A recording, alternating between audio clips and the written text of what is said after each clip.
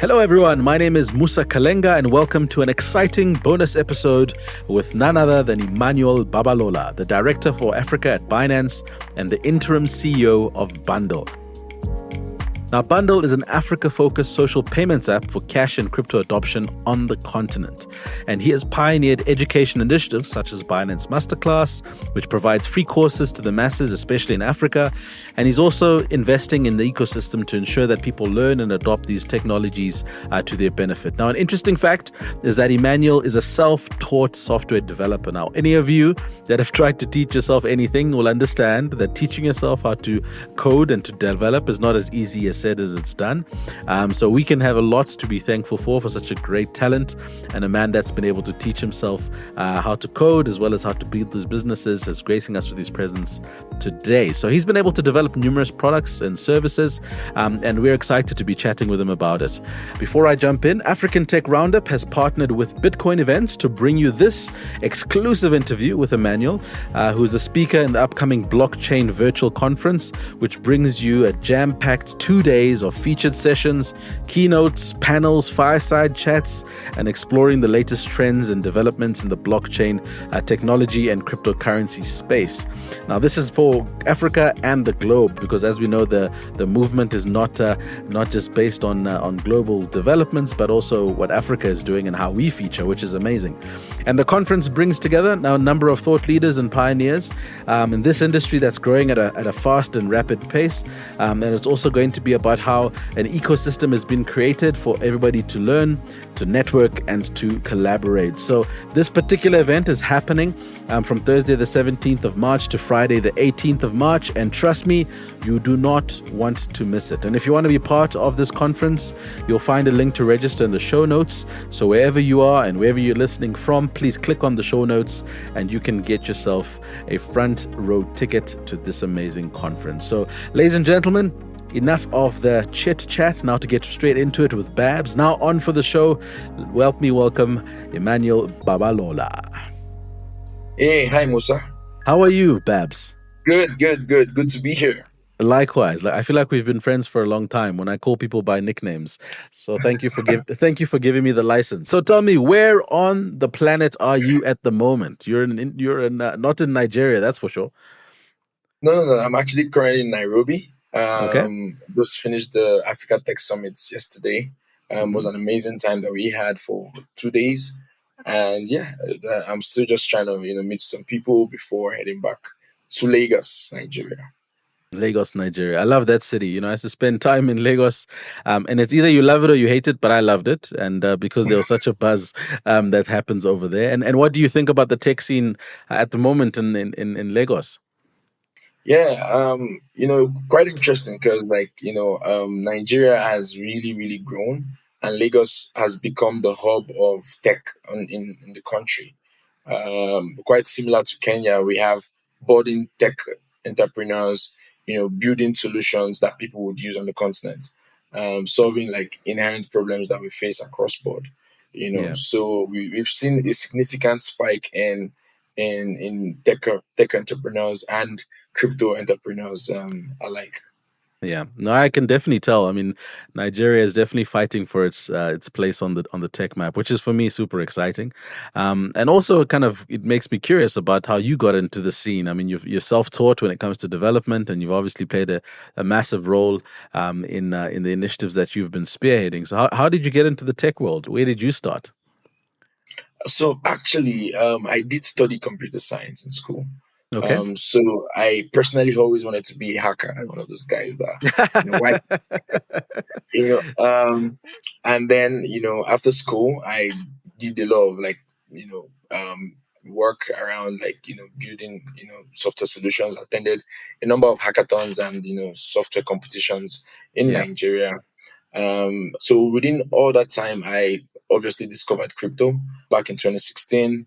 There were then a lot of scams going on, and I saw this and I was like, okay, what is this Bitcoin? And then realized that basically this was a money without borders, right?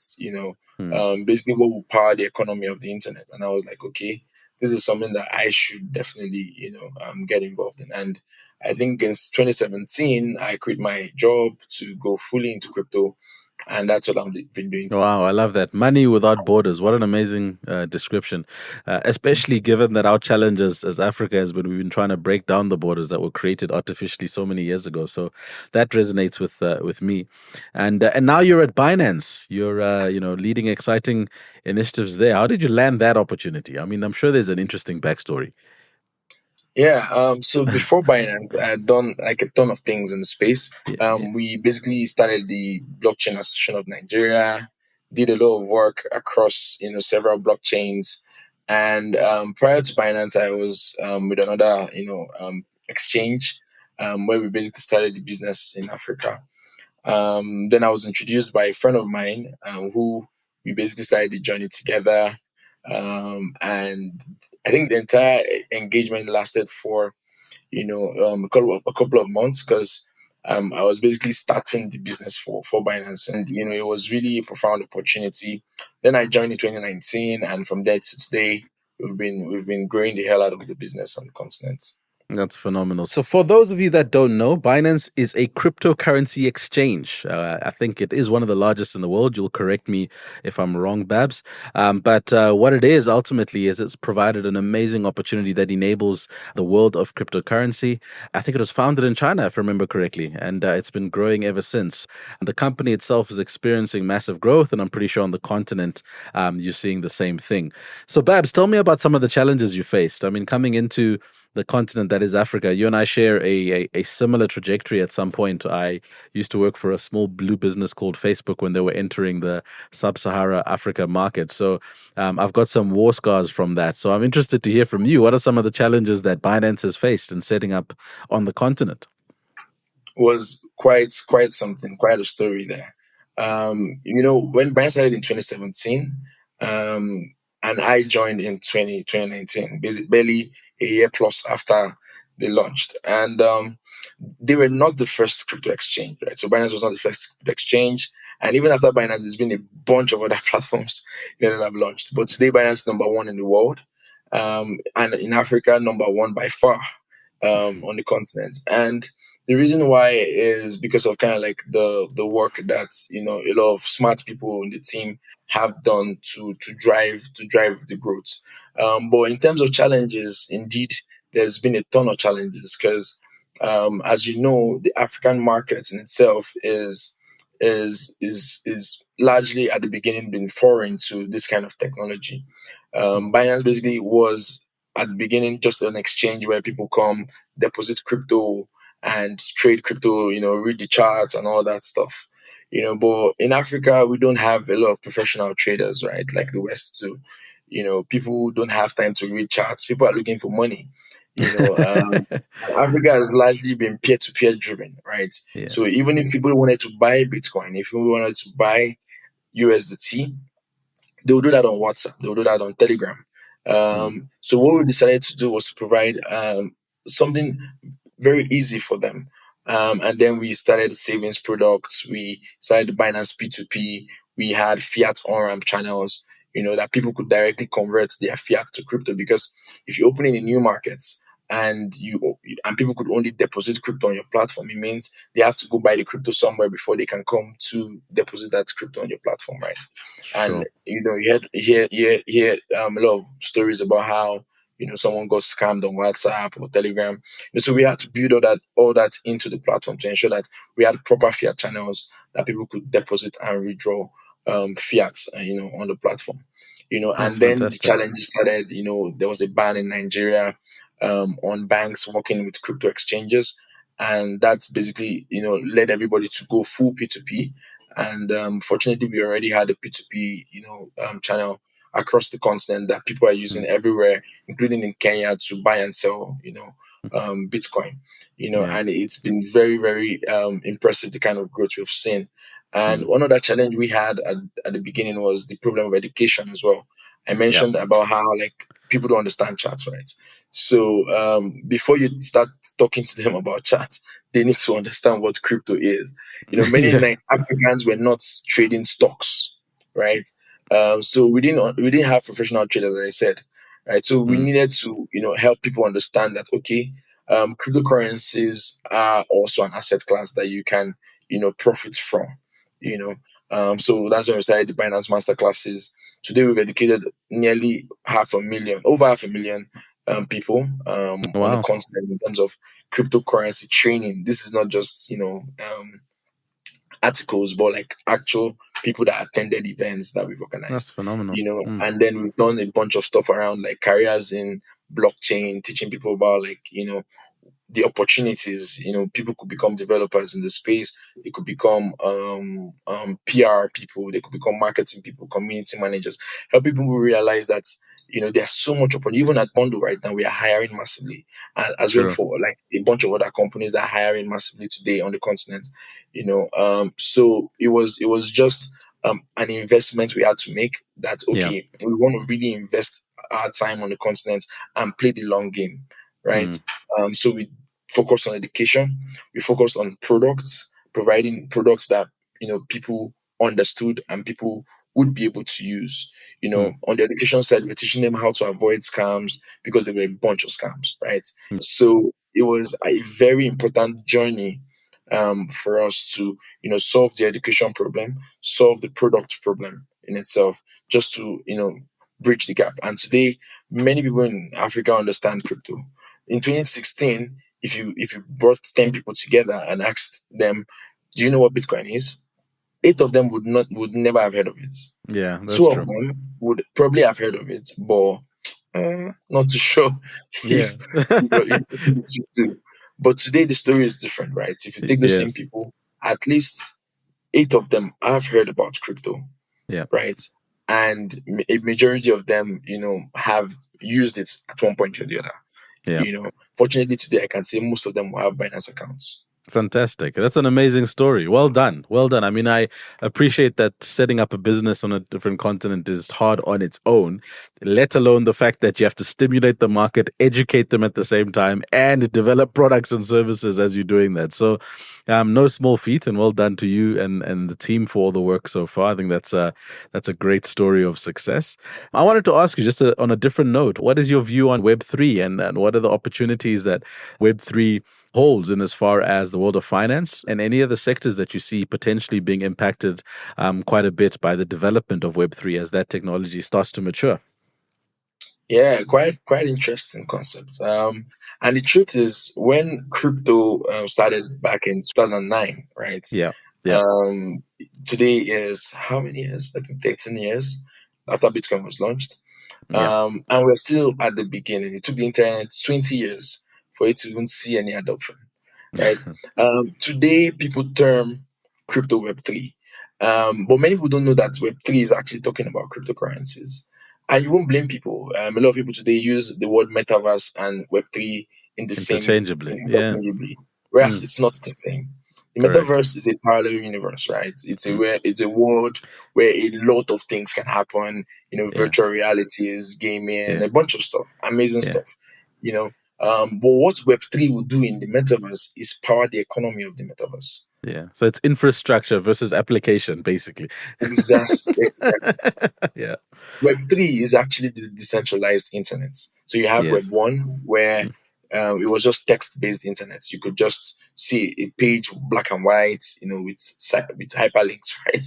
And Yeah. then Web2 is the ones that are smarter, the ones that have data, motion pictures. You can interact, Netflix, social media, you know so Web2 is amazing, right? And then Web3 comes into play, where you now see the decentralized internet, the internet where, a social media platform where people, as they provide contents, they engage, they earn from those contents. As Mm. people like your post, you earn rewards, you earn tokens. Your data privacy is there, right? Because you own your data. If you want to monetize your data, you can monetize your data. You have a world where, you know sending money to someone in Europe is as easy as sending a WhatsApp message. You Sure. know, so the internet made the world a global village, and Web3 is basically that economy that will power that global village. So that's kind of like how I see it. And for Mm. Africa specifically, we definitely have a bunch of problems. we are still trying to get people from Web 1. Web 1 in this case in Africa would be offline, like people that use cash, people that don't have bank accounts, right? Yeah. So we're trying to get people from Web 1 to, open mobile wallets for them, you Yeah. know. So people are still talking about banking the unbanked, right? Mm. And here we are, crypto people talking about Bitcoining the unbitcoined, skipping, I you like know. that. So that is profound. And Yeah. for exchanges and platforms like Bundle specifically, we are basically bridging the gap between Web 2 and Web 3, right? Ah. Because before you can buy an NFT, you need to convert your cash to crypto, right? Yeah. You Yeah. need to be able to use crypto first. And Yeah. then you can now, buy NFTs, you can now buy virtual lands next to Snoop Dogg, you can now, you know, do all that. Okay, so it's something that is happening, but as you know, people are still trying to catch up, Yeah. right? That's But fantastic. it's indeed here to stay. Yeah, I was actually going to ask you that question about bundles. So, I mean, when you start talking about it as a service or a solution, even to those that have got some level of understanding of cryptocurrency, how do you explain it in one sentence? Basically, cash up for Africa. Cash up for Africa. Yeah. That's So interesting. today, Bundle is making sending money as easy as sending a WhatsApp message. Basically, you can send money to anyone on Bundle for free. Right. You can convert one crypto coin to another. You can store these coins, and earn like amazing APYs on them. Yeah. You know, people are using Bundle today to hedge against inflation. People are using Bundle today to make payments, pay for airtime. Today on Bundle, I can buy airtime with my crypto. Wow. Sure. Yeah, That's quite innovative. so it's basically helping people live on crypto. And in the coming months, let me just share this here. We are expanding the entire vision for Bundle, with the relaunch, and it's going to be very, very loud actually. Woo! Woo! You You know, heard it first here. um, Woo! Woo! yeah, and it's really going to change the way people think about what is possible when it Right. comes to crypto platforms. Right. And what's the business model behind Bundle, right? So, I mean, if we think about traditional banks and how they make money, they get interest off holding deposits. They create services off which they can charge, interest rates or fees. What's the business model that sits behind Bundle? Or is this simply a replication of that, but just in the world of crypto? So first of all, the way I want people to think about it first is, if you think of Binance as Facebook, I want you to think of Bundle as Instagram, right? That's the concept. And Got it. then the business model for Bundle generally is still fees, right? So as people do activities within the app, many services are free, but trading action, converting coin to coin, is paid for, right? There's a small fee, which is literally one of the cheapest in the industry as well, right? Right. So that is the primary model. But many of our other services are literally just getting people into crypto.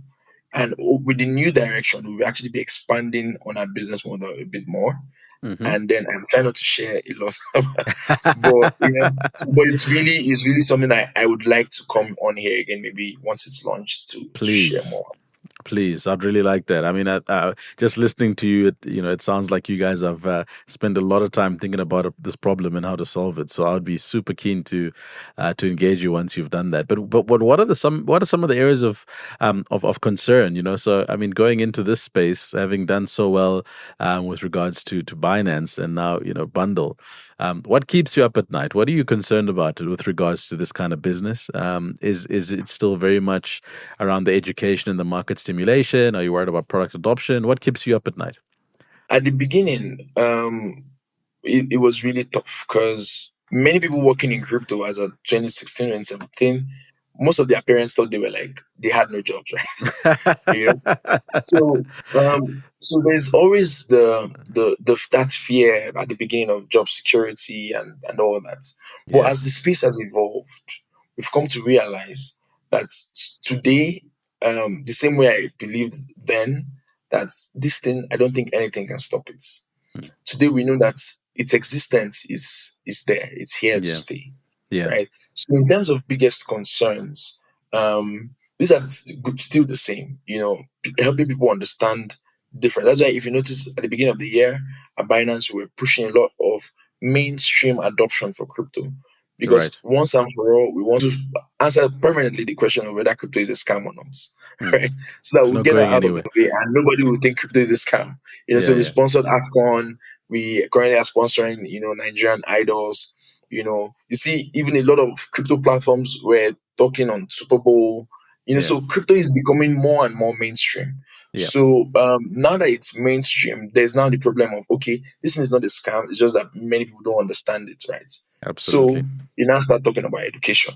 So education is one of the biggest problems, really, because it's like selling shoes to people that don't know that shoes are possible, Mm. right? They know that their legs are paining them because there's currency inflation all over the continent, but they Yeah. don't know that there's this solution that can help you hedge against that. They don't know that there's this solution that can help you reduce, the cost of remittance to Africa by more than 1,000%. It costs at least 12% to send money here, Sure. and crypto is free, really, because it's like sending an email. The email doesn't concern itself about where are you in the world, right? Yeah. you know Yeah. so that is one challenge, and then obviously the challenge of regulation, right? Yeah. Because as crypto gains more and more adoption, regulation becomes necessary. Mm. And at Bundle and at Binance, it's something that we are very, very deliberate about. Over time, one of the biggest things you'd realize is that there can never be innovation without regulation. Imagine cars who didn't have seatbelts or traffic signs or Yeah. rules and regulation. People are already complaining of traffic. Now imagine how worse it would be. Absolutely. So regulation is very important whenever any new technology comes. However slow regulation is, right? The main thing about regulation is just ensuring that as it comes, it doesn't stifle innovation, right? Yeah. But encourages it. Yeah. So at Binance and at Bundle, one of the key things we know is we have a mutual goal with regulators, right? Which is protecting our users. And if you know Binance, you know that that's one of the things we always put in front of everything we do, protecting our users. Yeah. And the whole essence of regulation is actually protecting people, right? Because Absolutely. regulators want to protect their citizens, they want to protect investors, they want to protect people. Yeah. So from that mutual foundation, we can now start building on top of it. Okay. So yeah, those are like some of the challenges I see Okay. that we would have to overcome over time. Regulation's a huge issue. I mean, I think to your point, if you don't have progressive regulators having the conversation and engaging, it becomes really difficult to get wholesale adoption. And then anything that you do that's innovative, gets pretty much cut off at the knees, which is unfortunate because the challenge that you're trying to address is meaningful. I mean, reducing transaction fees by 1,000%, that's not a small thing, especially for a continent that's so heavily reliant on remittances. So yeah, I mean the regulation is a massive challenge. And how have you started kind of proactively engaging with regulators on some of the things that are hindrances not only to the ecosystem but to consumers accessing the value that you're creating?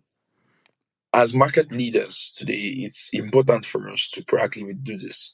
And if you search online, you see we recently released the cryptocurrency fundamental rights, as it were. Okay. Basically, things we think would help spur the conversation and serve as the foundation for the coming regulation. Yeah. We've ensured that as much as possible we are engaging regulators at all levels, to see how we can move forward with this. We've acquired licenses today in Kingdom of Bahrain. We're working together with the Dubai government. We're working together with the French people to see how we can move forward with this. And we are currently even engaging as much as possible with every regulator that is available to engage with us in Africa. Because in the Nice. end, as you said rightly, if there is no engagement with the players in the Mm. space, while the regulation is being drafted, the issue would be somehow it wouldn't be comprehensive. It wouldn't be as effective as it should be. So definitely engagement is top priority for us, and we are setting the pace and setting the example. Keep setting the pace, sir. That's a wonderful way to end off the conversation. In your wonderful endeavors with Binance and now with Bundle, I wish you all of the best. I do acknowledge that you've promised to come back and have another conversation regarding Bundle once you're good and ready to do so. And I'm sure our listeners will be looking forward to that. So thank you very much for your time. I wish you Godspeed and all the best. Thank you.